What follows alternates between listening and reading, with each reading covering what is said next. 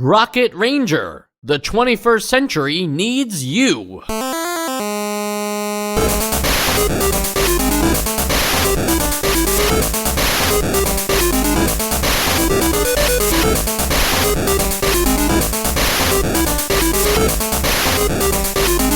And welcome to Nostalgia, a chronological exploration of every NES game released in North America. I'm Mike. I'm Sean. And I'm Joe. And the year is 1990 is the first thing you see in this game. So what is the 21st century involved? Well, it's right around the corner. I guess.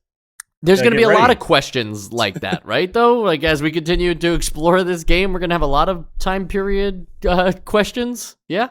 Yes, for sure. And probably questions that are pretty easy to answer, too. Yeah, that's true, too. But, you know, in 1990, they probably weren't that easy to answer, and a lot of kids were probably scratching their heads. Yeah, true. Or just not even thinking about it, right? Because we'll get into it, but Rocket Ranger, it's kind of like The Rocketeer, right? That movie? I never saw that movie.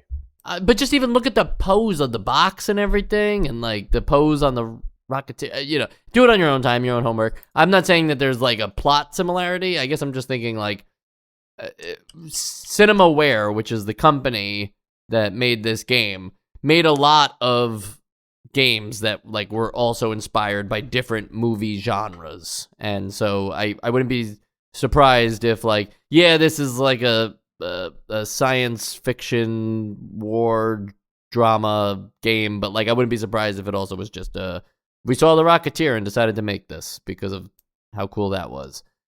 The vibes I got was of an old Xbox game from days of yore called Crimson Skies, which was like, kind of steampunky. But then I realized what this game was actually doing, and it wasn't really that anymore. CinemaWare, you may remember, they are the development team behind Defender of the Crown. Do we remember that game? That was familiar. That was the Nobunaga's Ambition-like. Yes, Nobunaga's Ambition-like. Didn't play that one. Yeah, I don't think you played that one, but I will say this. I was very favorable towards it. It didn't get an Essential Games List vote, but I liked it, I beat it, and I was happy. It was cute. Because, yeah, it was Nobunaga for kids, the way that these games should have always been, essentially. And they also made the Three Stooges game that we played. And that's weird. That's really weird, right? They had to rebuild what was it? It was an orphanage? Yes, that was the goal of the game. Good. They had to raise enough money to do it. However, it's clear now between Rocket Ranger and Defender of the Crown that like strategy games are their thing, and the Three Stooges was more of like we'll give you this license if you guys want to make a game about the Three Stooges, and they were like, yeah, guys, everybody, the Three Stooges gonna be so hot right now. The other games in between that, just to fill in the gap, they did not come to the NES, but there was a game called The King of Chicago, which following the whole like movie theme that's like mob movies and everything, and you're like in Al Capone's ranks and everything and trying to rise up and stop New York from taking over. I'm walking here. Were there like turf wars between the Chicago mob and the Five Families of New York? Even just the idea that they would get to Chicago, right? Like they'd have to take all the land between before they get to Chicago. Was the government aware? I don't know. Then there's another game called SDI, which is like Cold War era, United States versus Space Russia. Star Wars. Yeah, absolutely. And then Sinbad and the Throne of the Falcon. Now, I don't really know much about the Arabian 1001 Tales of Arabian Nights or whatever, but like apparently that's what that's based on. It's not based on Sinbad, the guy? No. Yeah. And nor his genie movie that never existed. Cedric the Entertainer? Cedric the Entertainer the first. Sorry, go on, Mike. Yeah, I'm not even. That's a tangent I don't even want to explore. Okay, I don't even know what the heck that could be. But what I do know is that in Rocket Ranger, aliens are invading the Earth and they've brought their own moon. Yeah, I never thought about that. That is true. It's their moon. They brought their own moon. They were, they fought a land war, and now they have their own country. They do respect international borders for the most part. They have biplanes. They look kind of like humans. Yeah. Sean, they have the technology to bring their moon to the Earth, but their military capabilities are stuck in World War II. Well, they wasted all the technology towing the moon.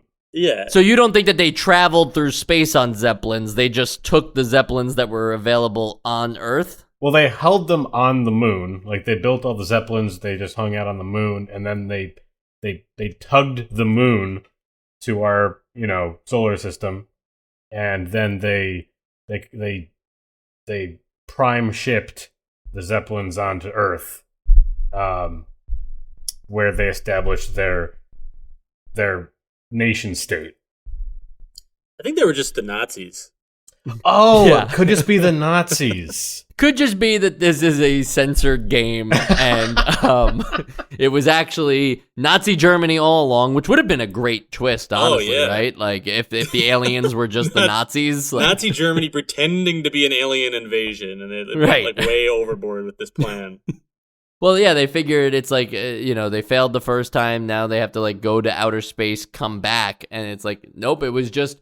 The rest of us, the ones you didn't get the first time, were the second time even, because they tried it twice. The third time's a charm. No, this is a World War II strategy game with just some steampunk elements with the Rocket Ranger, and for whatever reason, we know that Nintendo apparently has a thing against the Nazi stuff, but meanwhile, I keep referring to the Bionic Commando Hitler exploding face. So I don't know what... That wasn't him. That was just a guy with a weird mustache. Yeah, I guess you're right. That was Groucho Marx. Right.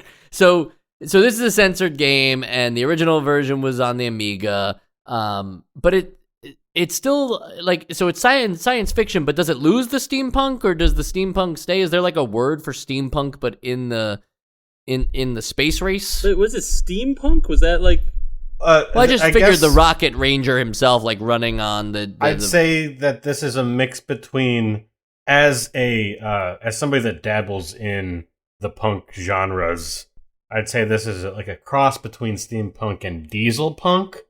Nice. is less Victorian influenced and more World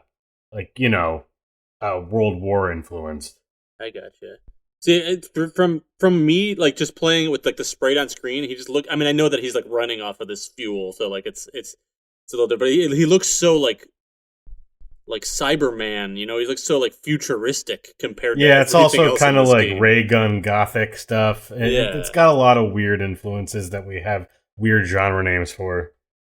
So the original game had, the U.S. versus Germany, and you gotta try to make sure that you stop the invasion before they get to the United States, because then they'll take over the White House. And that still happens with the aliens. But here's a weird thing, a weird development. Aliens do show up in the original game. Oh, they do? Okay, so whether it takes place in 1942 or 1990, it doesn't matter, because aliens show up. It turns out there's a galactic federation of fascists that are just ready to help. I wish I was making it all up, but so I guess they figured, we have aliens in the game. What if we just made them the whole enemy, and that's how we can get ourselves on the Nintendo. I hated saying that, but I had to finish the thought. I mean, I guess because, and it's something that I think it's pretty common knowledge, but not Japan. Germany, I'm not sure if it's still ongoing, but for a very long time, wouldn't allow even modern Wolfenstein games to show Nazi imagery. So I think they just already had a German translation lying around, and they just used that, right? Yep, that's exactly what happened. I like my story better, that they just said like, oh, well, we had aliens in the game, so let's just strip everything else out. But that's obviously not what we got, because it's the full game otherwise. They didn't change any of the mechanics or the way that the game works. And it's a strategy action game, because it's not just the Risk board game style of like putting pawns on territories and commanding attacks and watching things just play out over simulation. It's like twofold. You have the war room where you kind of plan everything out, assign agents, decide where you're going to travel to with your rocket, all the normal stuff in war. And then there's the actual like stages themselves, which vary on like what you do in terms of gameplay. So now that I've kind of covered the game, how easy was it to understand all of the actions available to you? I'll say it turned out to be a lot easier than I thought it was going to be when I first booted this up. When I first booted this up, I was like, okay, this is a manual game. I definitely need to like look into this manual and see what's going on. But first I'll dabble around in it. And it took me maybe a couple of cycles through like a couple different little missions and back before I'm like, okay, I get what I'm doing here. It's surprisingly a pretty straightforward gameplay loop once you kind of give it a chance. Yeah, I had some trouble getting my head wrapped around it. There were several times when I would accidentally trigger the road to nowhere scene, which I guess just wastes your time and your very limited fuel resource. And I wasn't really sure how to get fuel, and it seemed like there was just so much to do and so many rocket parts to get before like I felt like I was going to get to like Act 2 or whatever. So it's definitely challenging if you're not using the resources that would have been available to you at the time. And it's really because the game just dumps you in there, right? There is a manual to refer to, but even so, a manual that explains what all of the systems do isn't helpful to just be thrown in. And you wind up, we were talking about Nobunaga's earlier, and this game isn't as complicated as that in terms of like the freedom to just do so much. But because there is just the ability to just say like, okay, well, I'm Rocket Ranger and I'm just going to go travel over to this country, you could really like screw yourself over there by doing that without doing all the other things that are possible. So it winds up becoming a little bit of information overload. And then as you digest how things work, then it's just like, okay, place these agents here, do the recon, find out where the next stage might be, travel to that area, and continue to progress that way. And I believe it is randomized, so it's not the kind of thing that you can just go on Game FAQs and say, like, place this agent here, do this, which is nice. Yeah, I appreciate that. Even though no matter what I did, I felt like I was just getting, like, very goading messages from the leader of the space Nazis saying like, oh, I arrested your guy, he's like he's getting tortured right now, now you have less agents. And I wasn't really sure how to get more agents, so I don't know if I like started a downward spiral or if I was missing something entirely. I wonder, so this is something I never really kind of got the answer to while playing, but I wonder if that has to do with whether or not you're putting your agent in high risk or low risk. It definitely matters. Does that do?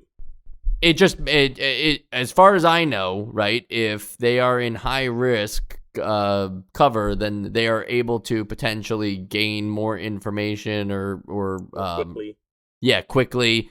But then obviously the trade-off is that they could be caught, and then you get that message from, it's not from your agent anymore. I was doing low risk every time. Yeah, no, I mean, it could happen either way, right? It's just a dice roll, but like, right? Don't you get like a message from the That's what enemy? I was saying. Yeah. See, because I only got a message like that one time, and it was on someone that I had high risk, and then from then on, I just used low risk, and the game for me became about how do I time it properly, where it's like, if I have a couple agents here and it takes whatever, a couple turns or whatever before they have information, I wanted to always have like somebody cooking of like, okay, now by the time I've done another thing, this person will have information on this place, and like and have a, like that kind of became the challenge for me. But maybe that would have been less of a challenge if I started doing high risk, but then obviously, presumably there'd be It more sounds risk. like you're playing a strategy game correctly, the way you were doing it.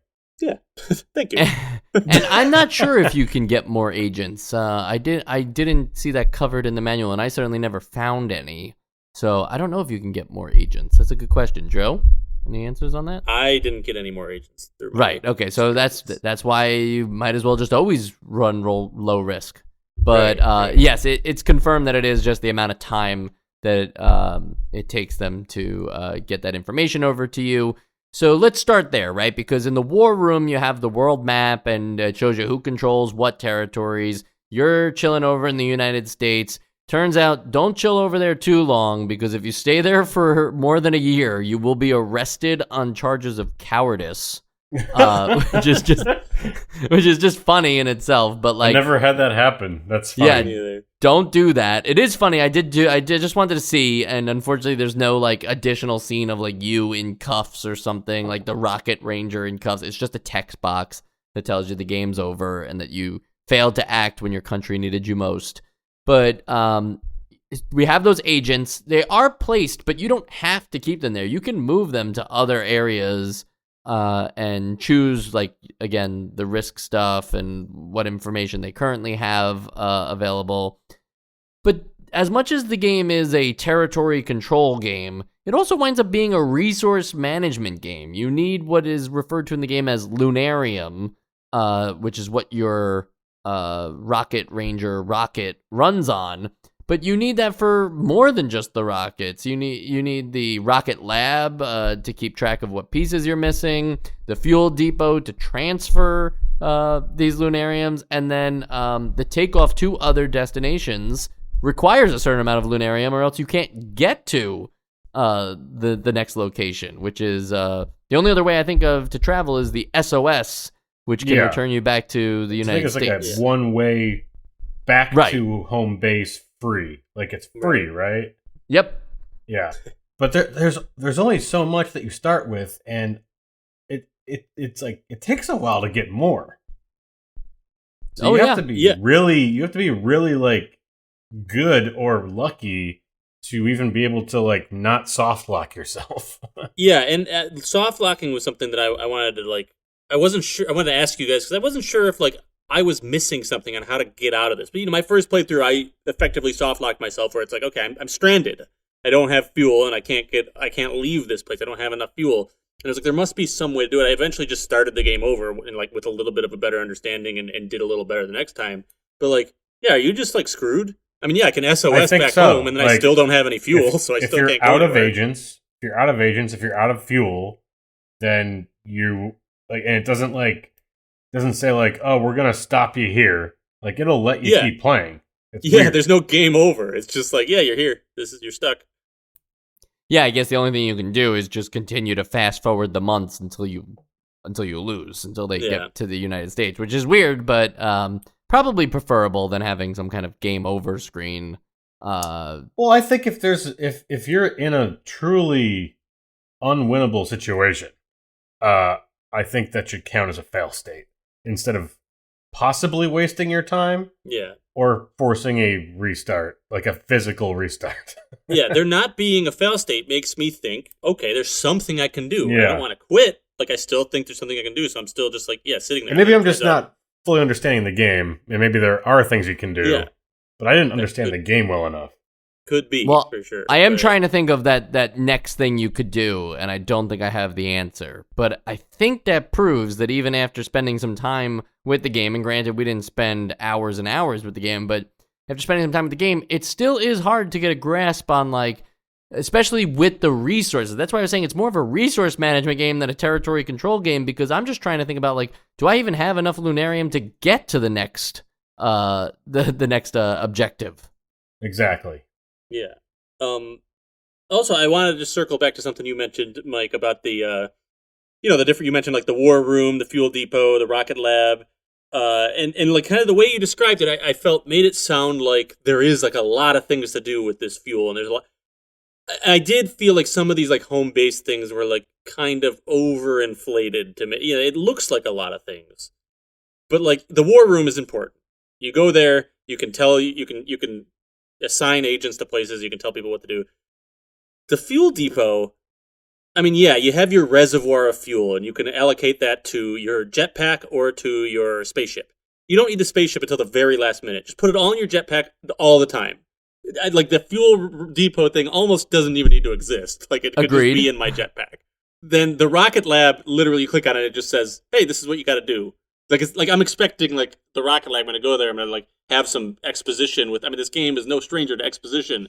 Have, like, some exposition with, like a rocket scientist or something who's going to tell me, like, here's your mission, and, like, here's some tips. Or no, it's literally a sentence on the screen that says, like, you still got to get this. That's the rocket lab. And then takeoff is, like, the game. So it does feel like, oh, this big menu, and it's like, oh, there's actually really, there's a couple of them that are just, like, a little overly inflated to feel like bigger things, in my opinion. Yeah, I was going to say that, like, at first glance, I got, like, lots of XCOM vibes, and yes, I know that this is like aliens and stuff, but just the whole idea of like a base and resource management and control of land control sectioned off by regions and agents, and like it felt very like, oh cool, and then there's gonna be like, this isn't the same complaint. And then there's gonna be an equally as interesting like action part of this, and this is where I get a little off track. It's like the other stuff that you do is not fun. That's a pretty objectively true statement. But Sean, what is the other stuff that you do? So you either play like a really bad version of Punch-Out. Sorry, it's a very simplified version of Punch-Out, trying to use less qualitative statements here. Or a very hard to aim, like, slow-mo shmup from behind you as you're on your rocket pack. These are the action sequences, and as far as I know, those are the only action sequences. There are more. Yeah, there's a couple more, but they're all similar. Like, yeah. But I want to say that the first thing, when I first got into the like, the shmup part you're talking about, where you are this man in his rocket suit. First of all, I was like, whoa! Like, after the first couple minutes of this game playing, like looking at the war room and stuff, I did not expect to ever be taking control of somebody in the sky shooting things. So I was like I think I gasped out loud for a moment. And then the second thing I noticed was that, like, it feels kind of cool to fly around in this. There's something about it feels like floatier and smoother than a lot of things that we play. And then the third thing I noticed about it is that it's a very bad shmup in the way you have to shoot things. It's the way you have to shoot them that becomes the problem. If they just would have made it that if at any point your bullet intersects with the person that they get hit, it's the fact you have to like arc this trajectory. But there's no actual feedback as to where it ends, aside from like, oh, I guess like 4 inches up the screen. Right, yeah. That's the issue. It's a lot about timing. Which isn't inherently bad. I mean, I will say that of the mini games, this was my favorite one, or the ones that involved shooting things while flying were my favorite ones. It just wasn't that good, although fully voice acted, which was cool. Oh, I like the temple one, the one where the guys are shooting at you from inside the temple, and they're I guess that's not the shmup. That's like a what do you That's call like it? A Contra. Behind the over-the-shoulder levels. It's more of a... I just think of it as like Space Invaders. Yeah, it's like Space Invaders. You're at the bottom, they're at the top. You're just shooting them as they become available. And it was very simple. I think maybe that's what I liked about it. It was like satisfying to take out these guys that are shooting at you while you're deep in the trenches, and you just slowly take them all down. And then for whatever reason, it just says, fill it up, alien scum. It's like, are you demanding they fill up your tank of Lumarium? Like, why don't you just like also just take them prisoner too? I don't know what the rules are in intergalactic. Yeah. Well, another one that wasn't horrible. You know, I feel like I'm walking back like how bad all these were. Like they weren't terrible. They were weird. They were just weird. But like the other one that like I didn't hate was the you're like shooting at like boats on the water, and you're kind of arcing. And the reason I like this a little better was because it hits the water and leaves like a ripple, and that gives like that explosion of a Oh, ripple. feedback. There's some feedback. Well, feedback, but also, I mean, like, while that ripple's happening, the ship, even if you missed it, can still float into it, and you'll still get it. So it gives you, like, a little bit of extra, right? Like, oh, I can hit this here and time it, so it's like, I don't have to time it exactly so it's going to land on the boat. I just know the boat's about to be there. Okay, so you're saying that you liked the parts that worked properly. Yes, controversial statement, but I do like that part. But yeah, like that wasn't terrible either. It's just they're just like a little. There's something lacking to them, but not the voice acting. That is great.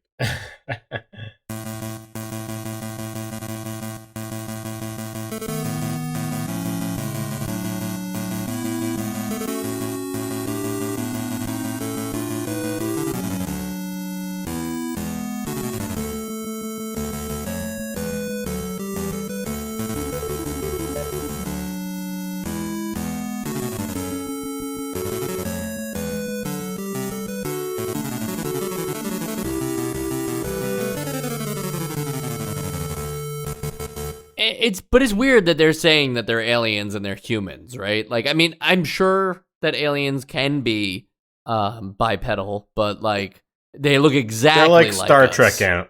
Star Trek aliens. They might have like a third eyebrow or something. Yeah. Yeah, and what's going on with the Star Trek aliens on the moon? The girls who are like barely dressed but are ready to take you down on the moon. That was strange. But the game references that. The game says like, and you weren't sure why they all looked human. Like, I feel like, did we just friendly fire a bunch of humans? Like, like it says it like that. So at least it's like, it's aware enough to be like, how are we going to fix that they're all human? Should we change the sprite? Like, no, let's just put one sentence where you're like, wow, that's weird. They're all human. Yeah, you're right, Joe. It says, you have won. You pause for a moment, curious at how much the aliens looked like humans, especially their eyes. Could it have been a disguise? No matter, though. You have seen the last. You have seen the last of the Lutonians. You could have just been lied to by your government to commit genocide, and you're just like, no matter though. Right. So that's what's even. It gets even crazier though, Sean. Right. So they're saying that like, oh, they look like humans. They especially their eyes. Could it have been a disguise? You've seen the last of these guys, and then you immediately that's a beautiful poem. You see a freaky alien. Full screen sprite, like no backdrop or whatever. It's pretty metal. And all you have to do is shoot out its giant eyes, which is not really a tough task, but it like vomits, and it seems like it's kind of easy paralyzed. To dodge that.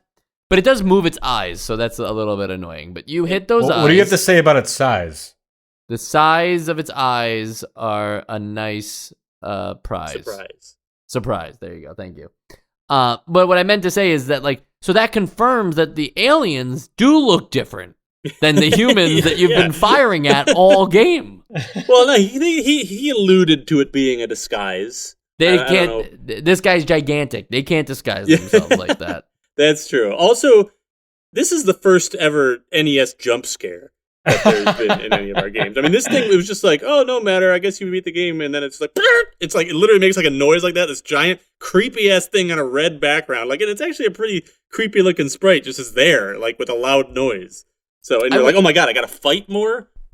I would argue Jason popping up on screen in Friday the 13th is just as uncomfortable because you know that you can't take him yet. That's true. I don't remember any games past 2 weeks ago, so right. For it. Or for a Nostalgia Bites reference, our other podcast on Patreon.com. When the chairs fall at you. Yeah, when the chairs just fly out at you in Sweet Home. We promise it's worth an episode. It's actually a great game, but that's a little silly thing that happens that I would count as a jump scare. Yeah, that's fair. But this one, like, I guess I'm saying this one kind of got me. It jumped me. Well, if it this scared one written you by John Steinbeck. If it scared you with the alien, then surely it warmed your heart when you saw the romantic kiss that you share. No, that was even scarier. Why is he looking at me like that? Close your eyes. You're kissing someone. You don't open your eyes and keep looking at the guy over the girl's shoulder. Not unless you're trying to make a statement. His statement is like, eh? Like, you see this? You see what this? I'm doing here? Eh? Check it out. And I can't let this one go, dude. It's just like, It's like the highest fidelity, like sprite work and like motion in this game is like that guy's eyelids opening up and looking at you while he's just making out with this woman. Just making sure you know who's top dog. So what That's do you guys like the end of the make- game, right?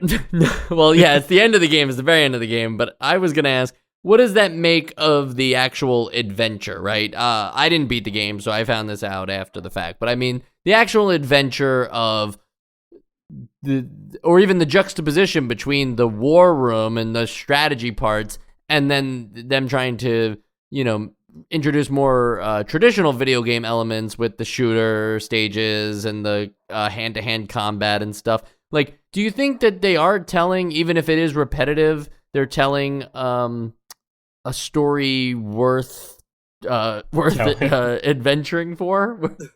I will say that I appreciated the lengths that this game went to actually give you context, at least about like the plot. Like you're getting, and some might say that this is actually like bad, but as opposed to many NES games which just have like nonsense in the manual and the game is just a bunch of action, front to back. Like the fact that this one kind of gave you some information so that you're in the know between each level, like an actual block of text. Sort of, I appreciated that. It gave me the idea that they're actually trying to tell some kind of story. And I don't know if that answers your question. I forgot what your question was. Yeah. Okay. Yeah, I thought that it had a consistent tone to it, if that makes sense. Like it felt like, and I've never seen one of these, but I use this term as if I know what it is because I've heard it enough. It felt like a Saturday morning cereal. Yes, I'd say that's correct. I think that's what it felt like, because it's what everyone always references, like what Star Wars was based on, and like what's it called, the what's the big one with like the quarterback that goes to space, the Flash Gordon kind of thing. Oh yeah, yeah. Quarterback that goes to space is a better title. Yeah, that's what it should have been called. But I at first I was a little like put off by like the wall of text between every thing, which we didn't talk so much about. But yeah, it's like a significant paragraph story, like for everywhere you go, and I did grow to appreciate that because they weren't. I mean, yeah, there were some repetitive ones and stuff, but like, yeah, it always kind of gave you like a different context, like you said, to each mission. So that was kind of cool. Are you more accepting to these giant text boxes because of the kind of game that it's presenting to you? And what I mean by that is like knowing that this is kind of a strategy game that requires some thought and involves like some recon and stuff like that. Are we more welcoming of the text boxes? If these kinds of text boxes showed up between scenes in Ninja Gaiden, would we have said like, oh, that's yeah, I know what you're saying, and I agree. As somebody that plays a lot of text-heavy strategy games currently, I guess I feel more at home that they're in games like this now. I think it's still a little. There's some whiplash when the action sequences are so like simple, like the actual stuff that you're doing before, like between all of these decisions and these story beats, are just like the simplest action game you can think of. But I am giving it some leeway because of the kind of game that it's at least pretending to be. Yeah, I think that there's two ways to look at this kind of game, where either one, it is like kind of like a poorly done action game that also then makes you sit through a bunch of text, or two, it's like a very text heavy strategy game that like went the extra mile and added some kind of mediocre mini games that they didn't even need to include. And I feel like that's kind of more. Yeah, that's why I'm more forgiving on the text box. The latter. Yeah, because it's like like the text box stuff and like that stuff seems like more the game. It's like telling this sort of story in that way, and the strategy is front and center. And then they also added some of these action games, and your mileage may vary on those, but at least they added them. I see it that way to some extent. On the sequels and spin-off side, a Kickstarter for a remake of Rocket Ranger was fully funded in 2014 and fully canceled in 2015. So does that mean they just made off with the money? They did refund. Oh, okay, that's good. Yeah, fantastic. Fully canceled, I think, implied the refund in my terminology. You know, was there a cancellation trailer? There was no cancellation trailer. We're still waiting on one.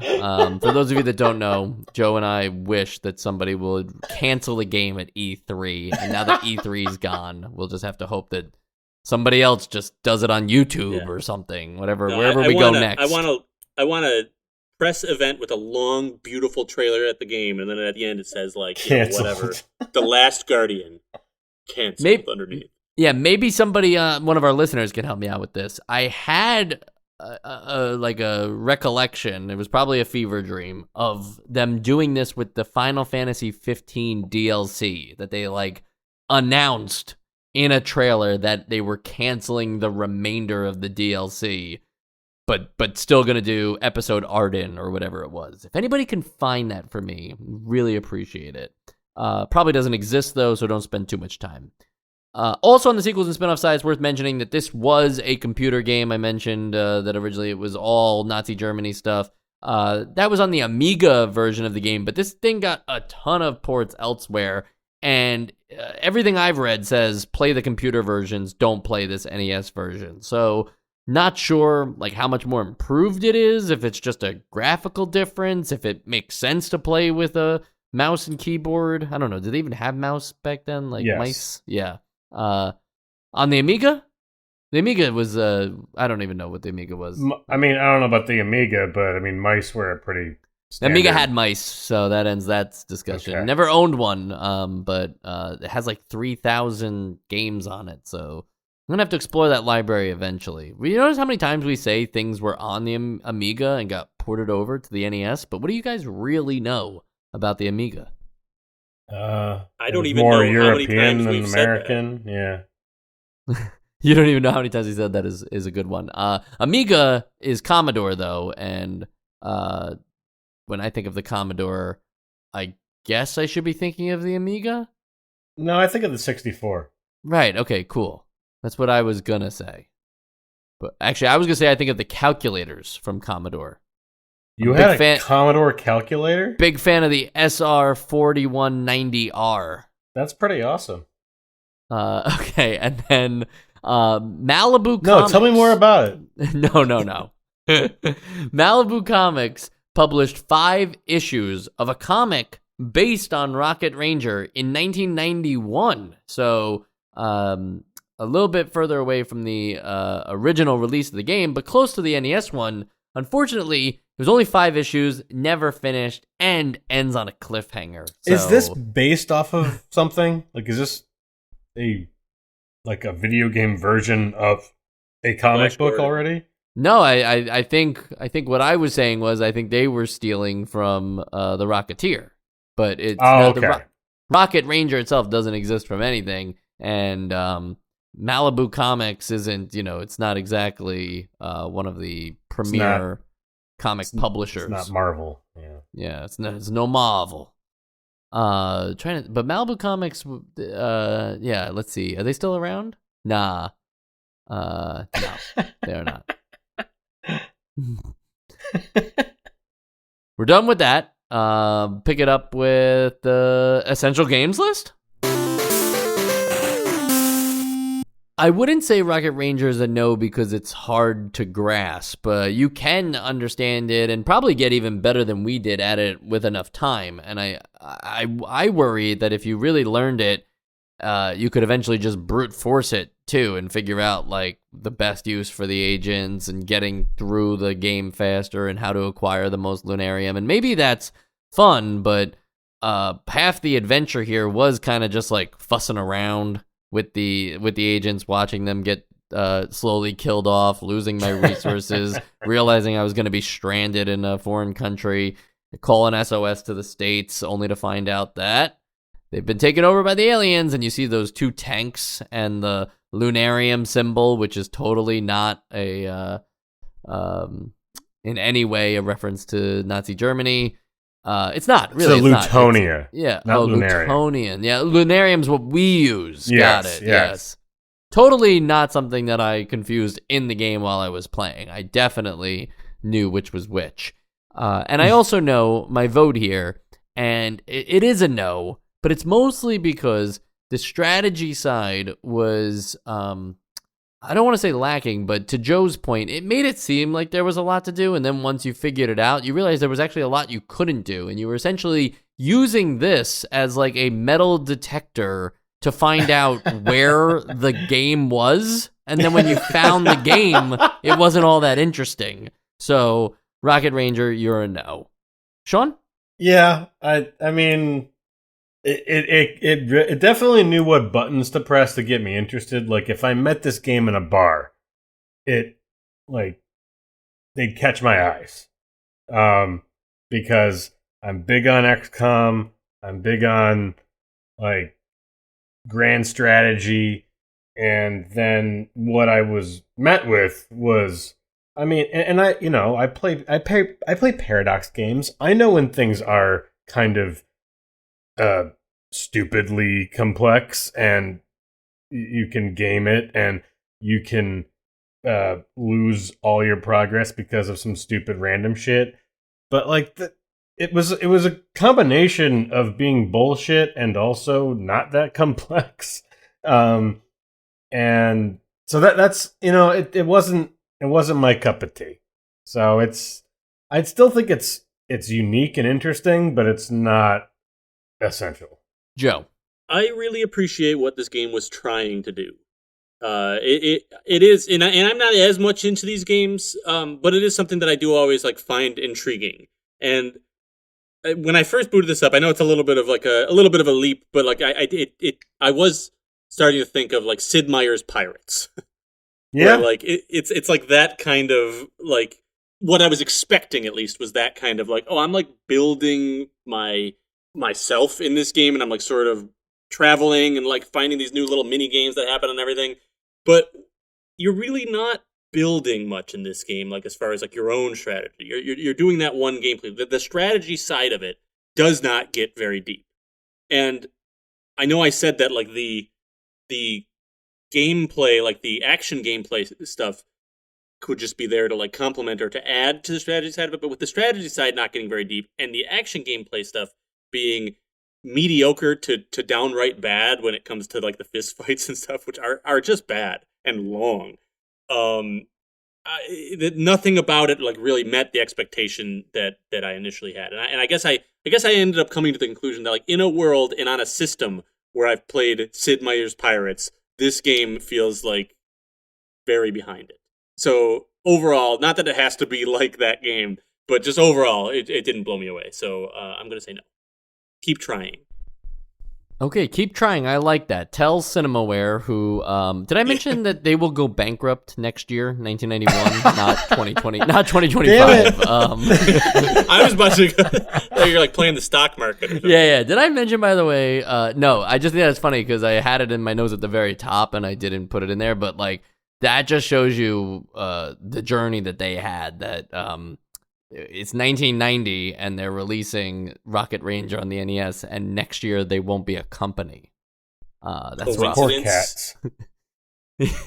And then next week we are playing Shingen the Ruler, and we'll talk about it on the episode, of course, the other stuff. But one thing I wanted to mention for now is that what I found really interesting, Shingen the Ruler doesn't have a Wikipedia page.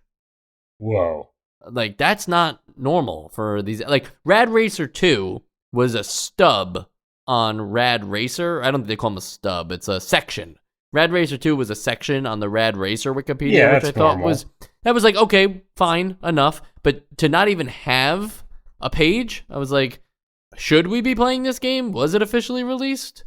What's stopping somebody from just taking Shingen the Ruler from samuraigames.fandom and just porting it over to Wikipedia? No, there has to be some actual like Wikipedia night that keeps that safe. I have to believe, or this entire podcast is a lie.